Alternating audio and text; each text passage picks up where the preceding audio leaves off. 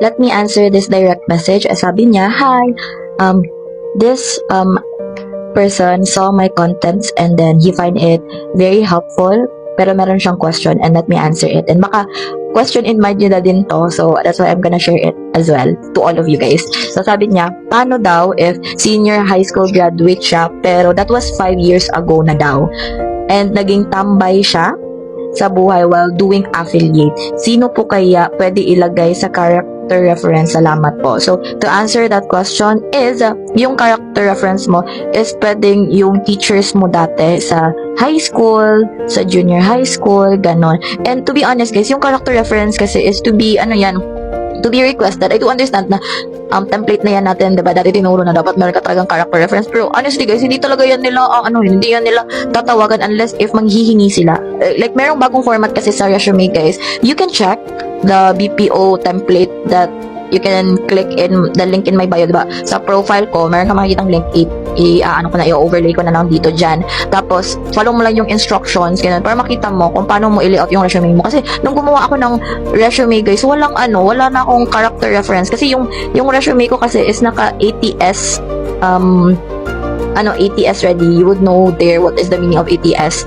Then, sa mga videos ko, i-check mo lang yung, like, yung profile. What does ATS mean? What is HR scan mean? Kasi, to be honest, guys, kapag HR is 10 seconds lang nila titignan yung resume mo. Kapag hindi nila nakita yung mga keywords na gusto nilang makita based sa job description na pinost nila, set aside na talaga yung resume mo. Dapat mabilis ka. Dapat yung resume mo plain. It's not, your resume should not be like, parang performance task na ginawan mo pa ng design, ganito, ganyan, no. Content versus forma.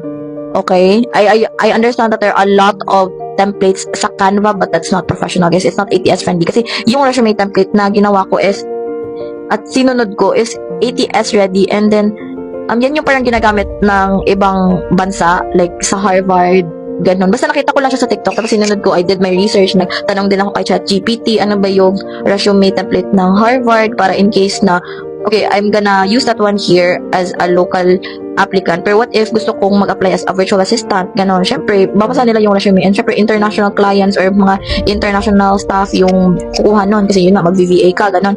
Is at least alam mo na, like yung template, ganito pala yung template ng resume kapag mag-a-apply ka to foreign client, kasi gusto mo maging international na applicant, kasi mas advanced kasi sila, so you need to really keep up with the trend, guys, and up to date. Hindi na kasi tayo yung may biodata pa, ganon.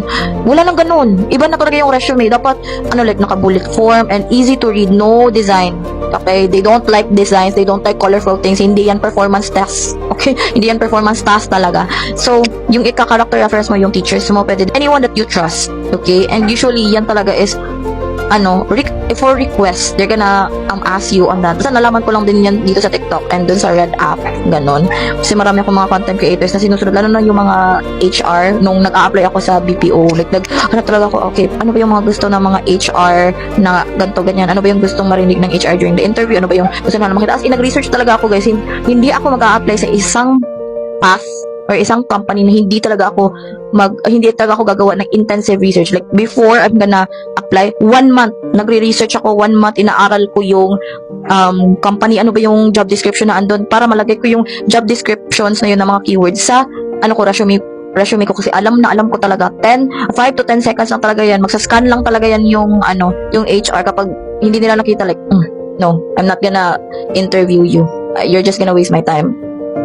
Praktikalan lang talaga, guys. I'm telling you the hard truth in life. Okay, hindi madaling mag-apply sa BPO company if you don't know the right strategy. So you really, really need to do research. Okay? So that is my advice to you. And if ever meron ka pang questions, or you guys, please don't hesitate to comment down below. I'm really, really gonna make time to answer your questions, and I'm gonna really post it, kasi ayoko naman yung tayo-tayo lang yung nakakaalam, diba? Like, malay mo, yung tanong mo pala is gusto na din tanungin ng ibang tao. At least maunahan ko na sila with the help of your comment. Okay, so sharing is caring. And here in my content, guys, I'm really gonna hurt you with the truth rather than comfort you with a lie. This is based on my experience, guys. Based sa mga natutunan ko dito sa social media. Kasi marami na talagang content creators na nagbibigay sa atin ng mga iba't ibang mga common mistakes nila na ayaw nilang ipa-experience sa atin. If ever tayo naman yung mapupunta sa situation kung saan sila napunta dati, diba? We can learn from the experience of other people. So, use that as a leverage because the only asset that you can have that nobody can take away from you guys is your attitude, your persistence talaga, and your knowledge. Okay, your mind is very, very powerful, guys. If you just know how to have like mind management, like you know how to shrug off negativities, you're gonna stood against time.